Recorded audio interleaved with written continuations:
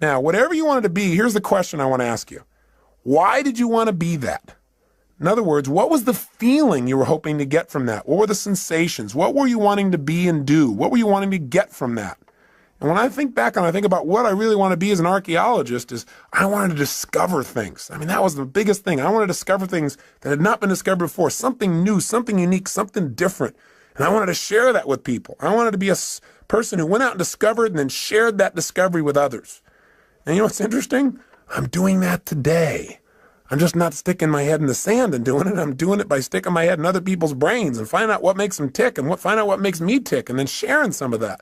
But that feeling, that same feeling that I wanted then, I found a way to do it today in a new way. And so I challenge you to think about what was it you really wanted from that. Then think of something else you wanted to be when you're growing up. I wanted to also be a police artist later on. Remember that? You know, those guys that draw those pictures, and show people and catch the bad guys. And why did I want to do that? What did I want to get from that? Oh, gosh. I thought about it. I said, well, I wanted to create. I wanted to be creative, and I wanted to help people. I wanted to help people do the right things. I wanted to keep people out of their pain. I wanted to catch the bad guys, but most importantly, I wanted to create and help people. Well, guess what? I found a way to do that today, different than I originally thought, but the same purpose is there. Now, maybe it's not the same purpose for you for all the things you want to do. Maybe they have a common thread, or maybe they're different threads that are important. What else did you want to be when you're growing up, and why did you want it? What feelings did you hope it would give you? What did you hope would come from it? Think for a second. I'll give you another one of mine while you're thinking, try and trigger you. What else I wanted to do? Well, I wanted to definitely be a rock star. I wanted to be able to entertain people, to change their emotional states, to use my voice and my face and my body to give people more passion in their lives. And now I found another way to do that. Plus, I get to work with some of these people. The other day, I got a chance to go to the Aerosmith concert. I kind of grew up listening to those guys. And I found out that Steven Tyler and some of these guys are fans of mine as well. Went backstage and I met Tim Collins, who's their manager, and he told me a phenomenal story. He said that years ago in the early 80s, when Aerosmith was in really bad shape, the guys were hooked on heroin and they were losing everything financially, and the group had broken up, that he decided he was going to turn it around. And he read 2 books, Think and Grow Rich, and a little book called Unlimited Power. And he said that what he learned there gave him the inspiration and some of the tools and strategies to get himself off heroin and coke. And then he did a group intervention and helped the other guys do the same. And these guys are now on a mission. They're totally clean. And they're Evian water drinking guys that are out there sharing their rock and roll and their message, and they're doing it healthfully. I got a chance to meet Steven Tyler, who's just an incredible guy. I mean, these guys have been touring for 23 years, giving their all passionately every day. I feel like they're brothers. And it was really interesting because he said, I watch you on TV all the time. I feel like we're walking the same path, And he said, I listen to your tapes. And he said, we really have the same mission. He said, do you think you'd get together with us and do a gig for us? I said, what do you mean? He said, well, the guys on the weekend. Could you maybe do your gig for us so we could all participate on the weekend? I started laughing. I pinched myself. I said, oh, cool. Now I get to do a gig for Aerosmith. I'm not out there rock and rolling, but sort of I am. I'm working with the rock and rollers. So it's fun. So my point is, maybe you're not doing what you originally envisioned, but maybe you'll find a way to do it even better if you have some faith. Maybe if you keep developing yourself and you know at least the emotion you want, the contribution you want to create, you'll find a better way. Most importantly, before you can find the way, you got to know the essence of what it is you really want. What is that purpose? That's what I'm really asking you about. Now, with your eyes closed again, think about a situation in your life when you felt like you're really on a roll. You know the kind of situation I'm talking about, where you just felt incredibly good. You had great feelings, where things were just flowing and things were effortless. When you thought to yourself, wow, I love this. This is what life's about. I love this. Is it. This is it. This is what life is really about. Can you remember a time like that in your life at any age, young or old, where you really felt like you're in that flow? You thought, this is it. This is what life's about. Think of a situation like that right now. Remember that time. Step back into your mind, back into your body like you were then. And look through your own eyes as you were then when you felt like this is what life's about, and see what you saw. Hear what you heard. What were you doing? What were you feeling? What were the states you were in? What were you experiencing? Yeah, think about it. And tell me, what is it? And was there anything in common with this, with some of the other things you wanted to have in your life, the feelings you wanted to have? Maybe you wanted to grow or create or contribute or discover or expand or challenge. What is it? Love. What were the feelings and what were you doing? And then when you get a sense of what that was, then think about this. Think of another situation in your life. Think of a second one when you felt like you were on a roll at some other point in your life, when things were flowing, When you felt this is it, this is what life's about. I love this. Think of another time like that and step into that situation as well. Step into it right now. As you step in that situation, look around, see what you saw then, hear what you heard then, feel what you were feeling then. What was happening in that moment? Not just what you were doing. Notice what you were doing. Were you creating or writing or speaking or communicating or manufacturing something or studying or learning? Or what were you doing? But also, how were you feeling? What were the states you're in? And what were you doing for others if they were involved? Were other people involved? What was the process? How were you being and what were you doing? Feel it in your body. Is there anything that is similar between this and the last experience? Or anything about this that's similar between this and the feelings that you wanted from those things you wanted to be when you were going to grow up? That's it. Notice it and capture not only the idea of this, but the feeling as well. Now, one more time, think of something else. Another time at any age when you felt like you were on a major roll, when things were really flowing, when you felt incredible, when you felt like, I love this. This is what life's really about. This is it. Think of another situation like that right now. And as you step into that situation right now, notice, what were you doing? What were you creating? What were you sharing? What were you feeling? And feeling these feelings, think about the purpose of your life. If you were going to say it in a simple phrase, not even paragraphs and paragraphs, simple phrase or a sentence or two, and you're going to write down the purpose of my life is to what? And if you're going to do it and you're going to have a couple simple criteria, one is got to be stated positive. Not the purpose of my life is to stop all the horrible things in the world. No, something positive. Something stated in the positive. And if it was going to be something brief, and if it was going to be something emotionally charged in terms of its words for you, and it has to have how you're going to be as a person and what are you going to do, and it's got to include not just other people, like I'm going to change other people's lives, or I'm going to make the world better for other people. You got to be in your own mission statement. You got to be your own purpose statement. You got to be in there too, and other people. Don't just have a purpose of my life is for me to be happy, because we're all connected. So if it's you and others, being and doing, brief and short, what is the purpose of your life? What is it? Right now, what comes out of your head? Not the right answer, not the perfect answer, just the answer. The purpose of your life is to be and do what for yourself and others? Just say it out loud. Just say it. Don't even write it down at first. If you got pen and paper, then write it down. Purpose of my life is to what? Say it again. Try something. Keep changing it. And if you write it down each time, it'll give you better. So I'd prefer if you wrote it down. But just come up with something. The purpose of my life, for me, Tony Robbins, is to serve God and my fellow man by being a powerful, loving, passionate, outrageous, courageous, strong, playful, crazy example of the unlimited possibilities that God gives when you commit your life to service, when you're really focused on contribution. That's what my life's about. I know it. I feel it. I can change the words slightly here and there, but I know the essence of my life. And you've got to know what that is for you. That is what will help you to make the decisions. That'll give you the motivation to get up early and stay up late. That'll make you connect with people in a way you've never connected before, but you got to know what it is. And it's got to be more than just you. You and others got to be brief. It's got to be emotional. It's got to be intense. So go do it right now. Turn off the tape and just start writing like crazy. What is the purpose of your life? And when you write something, write another thing. Cross it out and write another one. And keep writing it better and better until you got something you like, then to turn the tape back on. Go for it. Do it now. The purpose of your life is to what? You did turn the tape off, didn't you? You're not just sitting there thinking, come on, if you write it out, it'll be better with more precision. Turn it off. And if you're on your way back, then just ignore the last sentence. Welcome back. Now, do you got something you really like? I hope so. Now, I know it's not the end all and be all, and it better not be perfect, or I'm going to come through this tape and grab you. Your job is not to be perfect. It's to be excellent. Perfection can never really be achieved anyway. If you're truly a perfectionist, then it's never perfect. But it's getting better all the time. So what is the purpose of your life? And how does it feel when you think about this is the purpose of my life? And let me give you one other criteria. Did you write it so you can only achieve it once you die? If so, change it. Because we don't want you to have to die to achieve your purpose, which is what some people have. It should be something you can experience every day. You know, whatever you do, whether you're just sitting at the lunch counter, you're walking through a grocery store, you're going and conducting your business, I don't care what it is. It should be something you can feel. And you got to find what that is for you. And add a language that, at least for now, so you know the goal of the game. With that, your life takes on a whole nother dimension. So as you go out over the next month, try something. Take this purpose statement and keep it in front of you. Put it in the system you use for managing your time and keeping your to-do list. Put it up on the wall nearby. And as you look at it each day, don't just write it and forget about it. Think about each day, how can I live my purpose more? And when you go to make a decision about doing something, and you're not sure why you're doing it, you can always go back to your purpose. You can do it going into a meeting. You don't know why you're going to the meeting? I'm going to the meeting. I'm going to be powerful, loving, passionate, outrageous, playful. I'm going to inspire people to see what's possible if we really serve all the people around us. That's not hard to figure out. You have a guiding principle. No matter what happens, principles don't change. The essence of who you are will not change. The environment may change, the vehicles may change, but what's inside of you won't.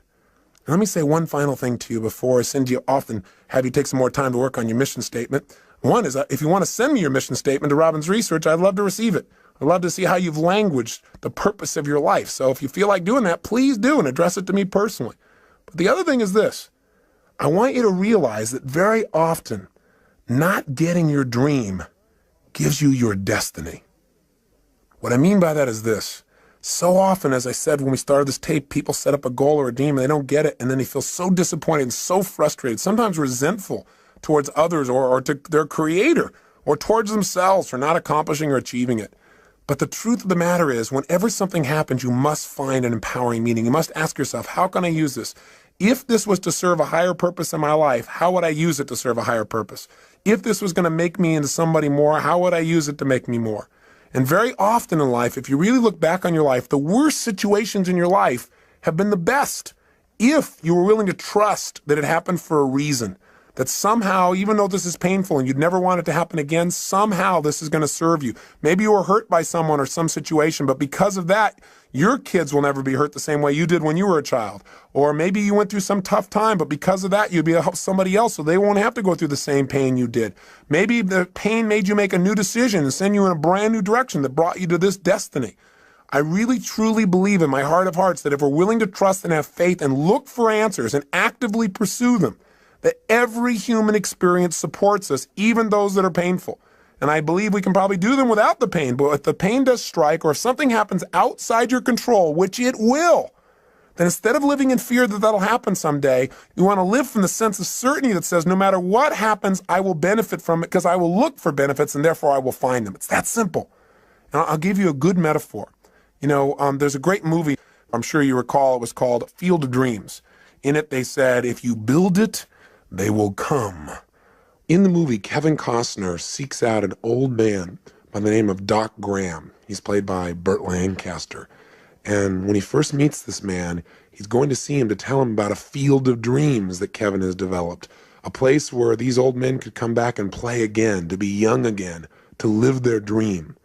And when he meets Doc Graham, he starts to talk to him and he says, I understand that you only were able to play one inning in your life, because Doc Graham said, well, yeah, my whole life's dream was always to play baseball, to be a professional. He said, every single day I gave my all. I lived this passion. He said, I took ground balls and batting practice and I pushed myself. And he said, finally, I made it. I made it to the big leagues. And the whole season went by without my being able to play. And finally, at the end of the season, in the 8th inning, the coach looked over at me and said, kid, I want you in right field. He said, I was so happy. I couldn't believe it. I ran out onto the field, and he said, I stood out there in right field waiting for somebody to hit it to me, waiting for my chance. And nothing happened. And when we came back in, he said, my turn to bat never came. And the next year, they, without giving me another chance or even giving me a chance, they sent me back to the minor leagues. And he said, I just couldn't take it. I couldn't take going through that again, so I quit. And Kevin Costner said, oh my God, that's unbelievable. What incredible pain, what devastation. That must have destroyed you. I mean, for any man to be that close to his dream and have your dream pass you by as if it doesn't even know it's you. He said that must have been the most destructive, painful thing. That's a total disaster. And Moonlight Graham said, no, son. He said, playing baseball for only 5 minutes was not a disaster. Playing baseball for only 5 minutes was not devastating. What would have been a disaster, what would have been devastating, is if I'd only been a doctor for 5 minutes. You see, if I would have hit that baseball, that might have been the bigger disaster, because then I never would have come to this little town. I never would have saved this man's life, or delivered that little girl, or got to know the people that now are my best friends in the world. He said that would have been a disaster. In other words, sometimes not getting your dream gives you what you really want, what you really need, what you're really destined for. And if that part of the movie didn't give it to you, they followed up with another scene. Finally, there's a chance, Kevin Costner makes arrangements and he said, listen, there's this field of dreams. You can come on it. You can be young again. You can live your dreams still. And he brings Moonlight Graham to the field with all the other players. And when he steps out on the field, he's young again. And he's wearing his uniform and he can feel the warm sunshine on his body again and these youthful muscles and the smell of the fresh cut grass and the baseball in his hand. And finally, they're beginning to play. And just as Moonlight Graham is finally stepping into the batter's box, finally he's going to get a chance to get that hit in life, in professional baseball, his dream. Right at that moment, there's a scream in the stands because Kevin Costner and his brother are having a conversation, and his brother doesn't see these players on the field. He doesn't have the faith to experience the beauty and the joy and the fun and what's right there in front of him. He can't see it because of his lack of faith. And as they're arguing about this, he accidentally turns and knocks Kevin Costner's daughter off the top of the stands. She falls and hits her head, and she starts turning blue. And so all of a sudden they start yelling, oh my God, what are we gonna do? We gotta save her, she's dying. And all of a sudden Costner says, we need a doctor. And just as he hears those words, Moonlight Graham is about to swing the bat, and he says, I'm a doctor. He starts running full blast to help this child, but all of a sudden he stops. And he looks down, and there in front of him is the foul line that divides the field of dreams from the other world. And he knows if he crosses it, he can never go back. He can never live his dream. He doesn't hesitate anymore. He immediately steps across, and he saves the child's life. He loses his dream, but he lives his destiny. The moral is very simple. Inside each one of us, there are desires that we have for our personality, those things that we want to avoid pain and want to gain pleasure for. But there are also moral needs. There are those needs inside of us to go beyond ourselves to something greater, to something more, to give of ourselves in a way that maybe we've never given before, maybe a way that won't even be acknowledged, but will give us the greatest sense of fulfillment we've ever dreamed of in our lives. I say to you that if what you've tried so far hasn't worked, all it is preparing you for more. But don't wait for the ultimate day when you save a life. Start saving a life today by enjoying the one you have. Start saving a life today by touching the people around you. Do what Cecil did. Be a person that loves people, animals, beings. Be a person that when things don't go your well, plant twice as much.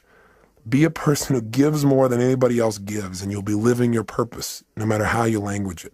Hold yourself to a higher standard, and someday you'll see something more dramatic, but along the way, you'll enjoy the joy of knowing that you're living your life's purpose today. And isn't that what life's really about? Not waiting till someday, living it today. Hey, I want to thank you for spending this time with me. I am so grateful to God to have the opportunity to connect with you as if we've been friends for years, and we've not even met. But I hope in this time together that you've found some strategies, some tools, and maybe found a piece of yourself, reminded yourself of the truth of how unique and special you are. Not in an egotistical way, but everyone is. Everyone is unique and special in some way, and to think less of yourself is to slap the face of your Creator. You've been given gifts, and it's time to make them real. And Getting the Edge has been about sharing with you some of those tools, and the most important ones are taking that time for yourself. Please do that for yourself consistently. If you did nothing else out of this but that, I promise you, you'll see your future unfold, and you'll hear the whispers of destiny. You'll hear the guidance that's within you.